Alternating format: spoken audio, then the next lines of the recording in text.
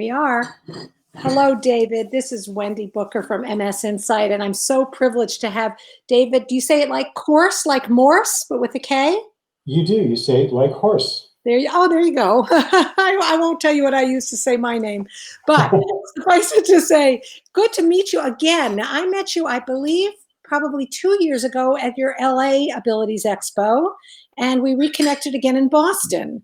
And for those people who are not aware, I love the Abilities Expo, which is why I asked to interview you because of attending in person. And in fact, I'm going to give you an anecdotal story. When I went to the LA one, I'm thinking this is going to be tough. This is hard to see people with different disabilities and thinking how was their life going to be different because of their disabilities. And I came away so excited, so jazzed, and so positive. And the name Abilities is the perfect name for it. I went from booth to booth, item to item, talking to people. I was there when the skateboarders were there, which I found them unbelievably, couldn't get over that. And my favorite one was the city bus. You had one of the California buses. Yep. And I interviewed a gentleman getting on the bus in a wheelchair and asked him what his real life experiences were, not knowing he had multiple sclerosis at the time, and worked with the bus and the bus driver and thought this just opened up the world for everybody, just not just this gentleman in the wheelchair and me. So I don't want to take up the whole program. I have lots of questions for you. First of all, you tell me in your words, what is the Abilities Conference? Well, the Abilities Expos have been around for about 40 years. Wow. I don't think we necessarily told you the gentleman who started them 42 years ago is actually a post-polio survivor and wheelchair user who got really frustrated by his inability to find a selection of products and services. His local retailer just had one of these and one of those, and he came up with this silly idea and said, I know, if I do this big expo in Los Angeles, then all the manufacturers will have to come out with all their newest, latest, greatest stuff, and my friends and I can go shopping. Now, this is 1979. There was no internet. Oh. There was no way of doing what we're doing now. You either had to go touch it or you had to look at a paper catalog to see what things were like. So he meant for it to be a one-off deal as a shopping extravaganza, and it just worked. And so he and his family ran the events, I guess, for almost 10 years altogether. My partner Lou and I acquired the events in 2008. So we've been doing this about 12 years. The Abilities Expos are basically for the community of people with disabilities, those who have a disability, their family members, friends, their therapists, anybody who's part of the community looking for products or services that will help create more independence. So whether it's an accessible bus that makes it easier to get around, or other new technology or advice, resources from not-for-profits, makes no difference. If there's anything there that might help, then they're welcome to come to Abilities Expo. We do 7 of them around the US and 1 in Canada, so 80 events a year until COVID hit. And we're looking forward to the time when we can get back to face-to-face again, as opposed to the virtual format that we're in right now. So that's Abilities Expo. Well, it is like a country fair and all wrapped into one. For people who are not aware of it and don't know about it, we'll talk later about where they're going to be held and how we handle the COVID piece. But I love that you get to see and touch and smell and interact with every person there and every piece of equipment there and every new technology there. I even spent part of my time talking to the state representatives for Miss Wheelchair. Sure. We're very proud of that crown they're wearing. And that was wonderful to see. They were excited about their contingency that was visiting the expo. I also remember the wheelchair that you almost use your mind to make it work. That one without using your arms that floats. What a fan. And that was just one of many. Cars are there, of course, that can be equipped for people with disabilities. The latest and greatest, some of the technology wasn't even available yet, but they were looking for people with various disabilities to try them out. So tell me, what are the cities that you normally visit? And do you rotate to different cities throughout the country? We don't. We tend to find a place that works and stay there. It takes us so long to develop a following in each of those geographic areas. Hmm. And we try to keep them in the same part of the calendar so that once somebody knows the first weekend of August, that's where we're in Houston. And Yeah. so people in the greater Houston community kind of put it on their calendar. We locate the events in areas with the largest population centers because the tendency is that people with disabilities are kind of equally spread through the population, and that gives us the chance to influence the largest number of people. So it would be great to be able to go to 50 cities Oh, in the maybe. country, but our exhibitors are pretty exhausted trying to do 8 a year. They have actual day jobs they have to do as well. So we are generally we start the year in Los Angeles. We move from Los Angeles to New Jersey, just outside New York City. From there, we go to Toronto, from Toronto to Chicago area, from Chicago to Houston, Houston to Phoenix, Phoenix to Miami, and we finished the year in December, if we were able to do it this year, in the Dallas area, Dallas-Fort Worth area. I do, and I wonder where the second one I went to was. Now I it think it was Boston. was Boston. I We thought. had an unfortunate situation.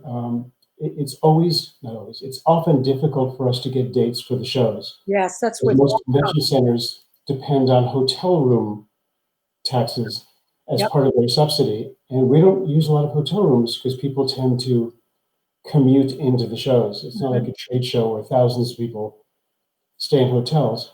So the Boston Convention Center gave our dates away to an oncology conference, which is very important. Very important. But they said, I'm sorry, but the doctors use a lot more hotel rooms than you do. So we lost the Boston dates. There was no alternative. And so we moved out of Boston. And that's how Miami came to be. Yeah, that's all right. Going to a hotspot's not bad. I've even gotten to make friends through the people that I met at both conferences and said, "Oh, you're here again." And so that was fun. And then we in the MS world got to connect with Oscar the Monkey and the creator of Oscar the Monkey. She was at the Boston, I believe, is where I saw her again. Yeah. Now, let's talk. I guess we have to talk about the elephant in the room. COVID and what your year and these expos look like. Now, I looked online. You do have some really exciting stuff coming up in soon this month. 3 weeks, yeah. Well, they say necessity is the mother of invention. We held our Los Angeles event the 3rd week of February. We had to cancel New Jersey in May when everybody thought this was going to be, a couple months, Yeah. fine. We then had to cancel Chicago in June. And by that time, we were getting nervous about the entire year. So we did what a lot of event organizers are doing around the world. We launched our first virtual or digital event, which took place in June. It's over the dates we originally would have been in Chicago. With the virtual events, there is no geography, as long as you have a computer or a smart device. So it wasn't the Chicago event, it was just Abilities virtual experience. And the objective was to see if we could connect people. We hadn't done it before, so we tried to emulate as much of the show experience as we could. There was an expo floor where you could look at the booths or digital spaces for exhibitors. We took the 11 conference sessions we would normally have and we put them online. We pre-recorded them so you could just access them on demand. We also had demonstrations of adaptive dance and adaptive sports and exercise, put those on demand as well. We charged our regular price for attendance, which is $0. We hoped to get 3,000 or 4,000 participants, which is about what we would get at a normal event. We're a little surprised when we had almost 9,500 unique visitors Oh that my came to the God. show. And one of the happy things that happened is, first of all, the show became international, although we only marketed to the US and Canada. I'm going to ask you how you marketed it. This way we always do, social media, advertising, magazines, going to our not-for-profit partners and asking them to tell their communities, just the same thing. But I think 7 or 8% of that 9,500 came from 80 other countries. People from the Middle East, people from India, Pakistan, Australasia, everywhere. They just came from everywhere. It was pretty fun. Of the people from the States and from Canada who came, 40% of them came from more than 100 miles away from our cities. So it gave us a chance for people in New Hampshire, people in Denver, people in Seattle, people in Mobile, Alabama, wherever they happen to be, Saskatchewan, who could not normally get to a physical Abilities Expo, could actually participate virtually, which is pretty cool. So we did that event, did a lot of research after, found out the things that people liked about it, and found out the things that we could do a lot better.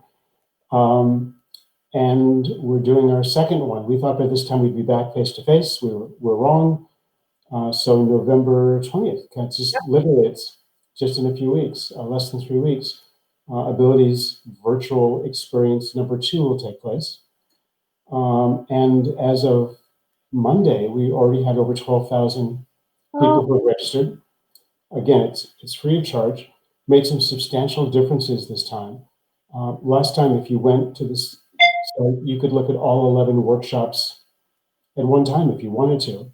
And people didn't really have a reason to come back to the show a second or a third day. So now we're going to emulate what we do at the real show. If you want to see workshop number 1, that's on Friday. If you want to see workshop number 7, that's on Sunday. We're doing the same thing with the adaptive sports, the adaptive dance. If you want to watch Chelsea and the Rolettes dance, these are the dates and times when you can watch them dance. And then, because it wasn't complicated enough, we decided to add some more content. There's a guy who's one of our ambassadors in Los Angeles. You may have seen him or met him. His name is Paul Lane. Before Paul's accident, I think he was either 6'5" or 6'6", but now he's this guy in a giant power chair. He's usually wearing a purple or an orange hat to go with his show shirt. His wife Ray is usually with him, and he just visits with everybody. He's like the mayor of the LA show. Well, Paul's real job is he's a broadcaster for ABC Radio here in Southern California. And so Paul is our master of ceremonies. And during the 3 days, we're going to have what's called a hosted live channel. And every half hour for, 8 hours a day, I think, for 3 days. So 24 hours. Over 3 days, Paul is doing a series of interviews with the most interesting people. So he's interviewing, are you familiar with the documentary film called Crip Camp? I'm not. You should. I think it's on Netflix. It's about a camp in the Catskills back in the 60s where everybody there had a disability. It was very unique. And the film was about this thing. The nickname is Crip Camp. So the directors of Crip Camp will be interviewed by Paul. Dr. Lex Frieden, who's at the University of Texas, who is one of the architects of the ADA, the actual law. He sat at the desk with the first President Bush and Justin Dart for the signing of the ADA. He's going to be interviewed and do a retrospective of the last 30 years of the ADA. That's cool. Chelsea Hill, who runs the Rolettes dance team, and Ali Stryker, who's she won her Tony Award. Playing Annie, yes. Yeah, so he's going to interview the two of them about their journey. I mean, Chelsea went from almost dying in a terrible car accident to being on the Ellen DeGeneres show. And Ali, in her situation, is performing on Broadway or performed on Broadway. So a bunch of different interviews over the 3 days that we think will be like our own sort of Oprah or Ellen channel. So giving people lots of reasons to come back and not just spend 10 or 15 minutes, but to come back through all 3 days of the event. And of course, our exhibitors will be there. With videos and PDFs, and you can chat with them. You can even do a Zoom call with them and talk about their products and services and how they might work for you. So I'll take a breath here. There's a lot of stuff happening on, 2 weeks from this coming Friday, Saturday, and Sunday. So you managed to get, it actually sounds like you went from, you made the lemonade out of lemons. That's a huge amount of people between the two conferences. It is. And we have some members of our team who are just this side of exhaustion. Yes.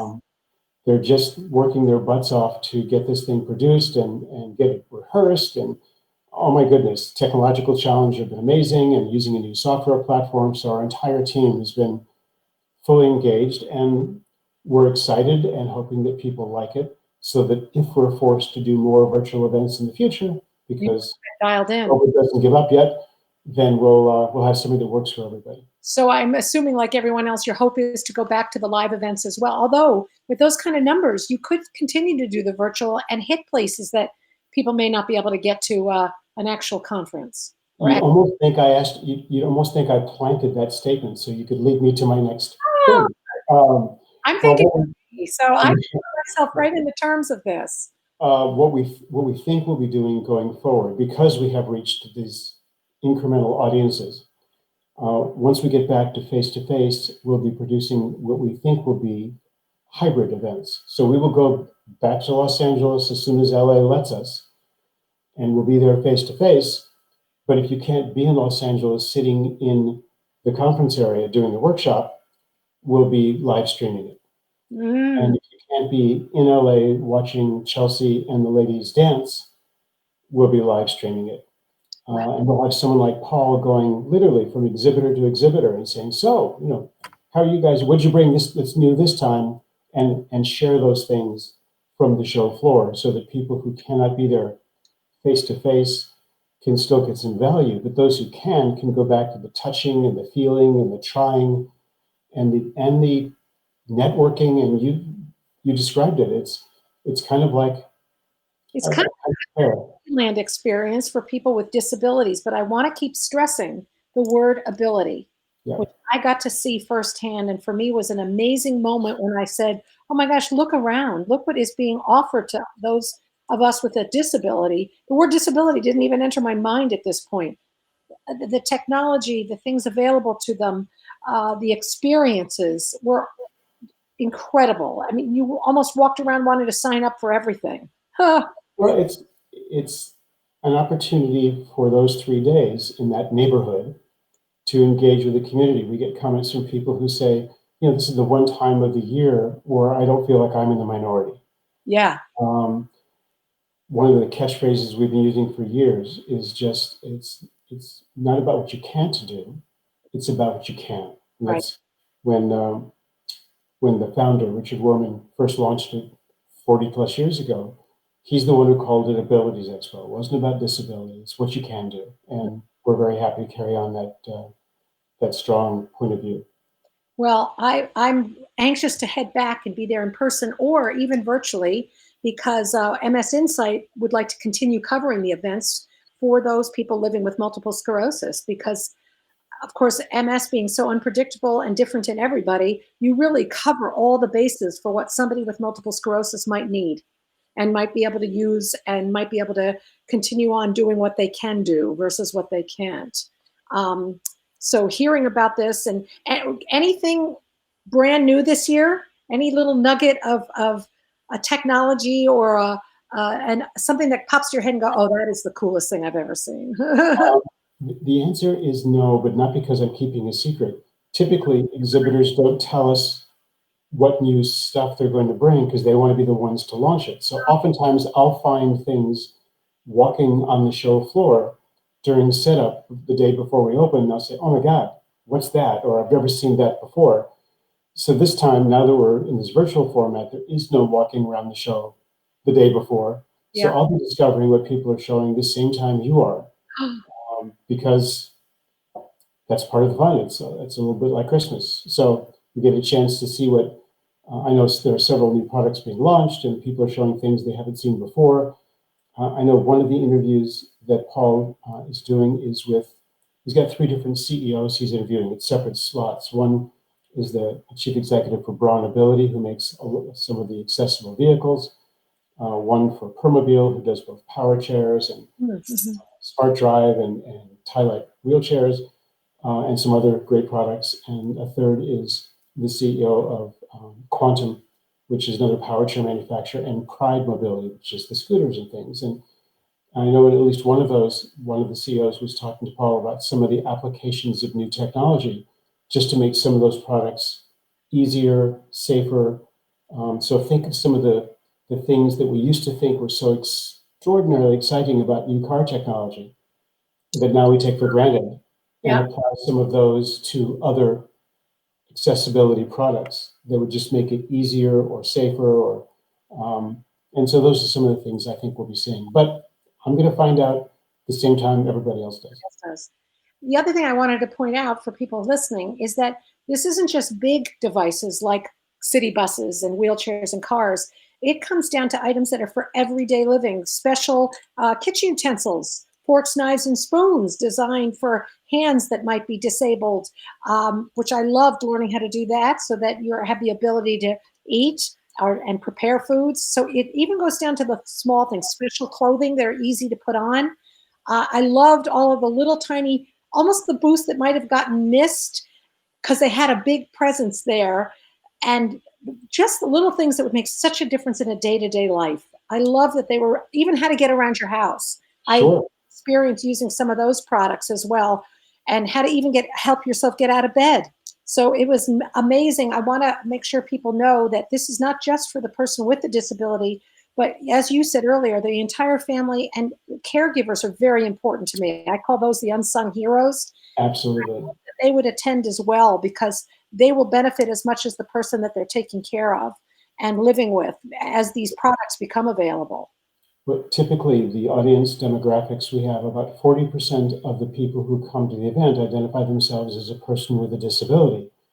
And the next 40% identify themselves as a family member and or a caregiver. So it's about split.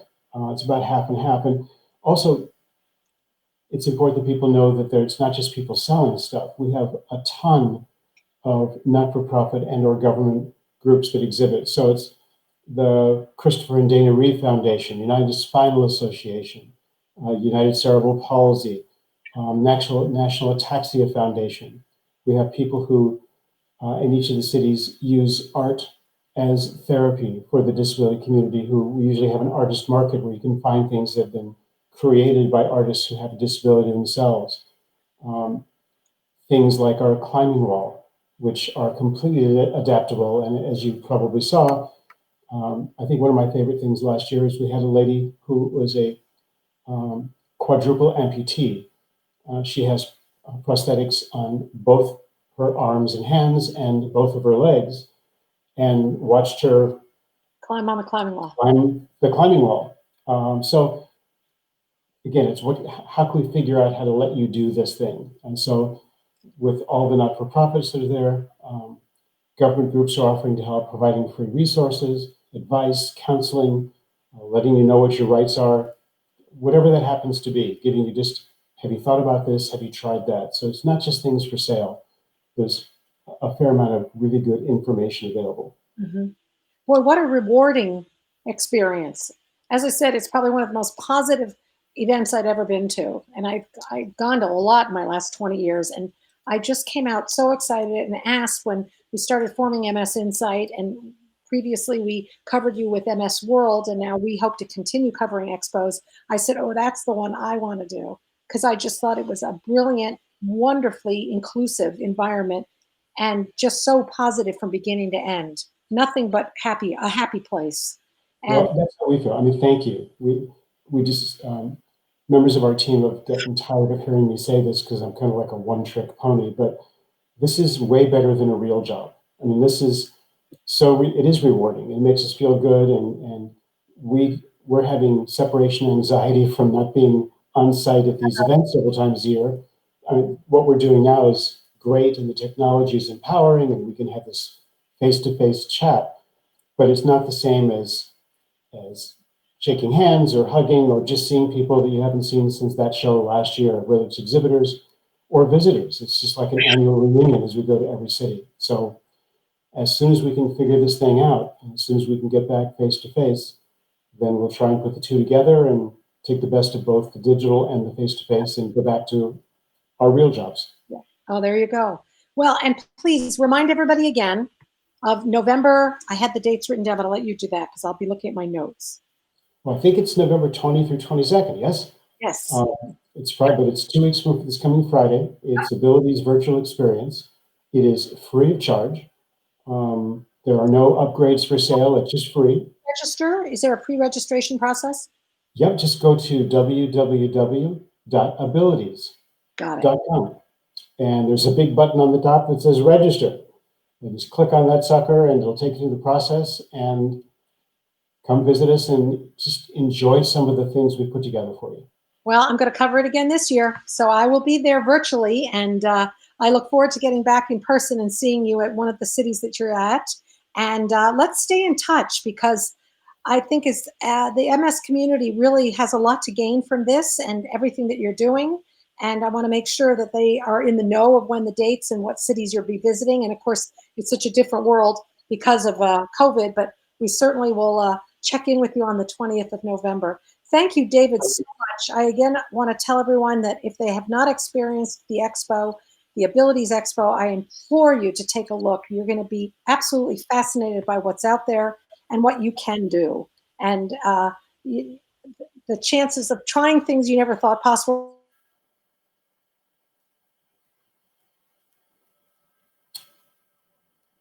And Wendy, I just lost you.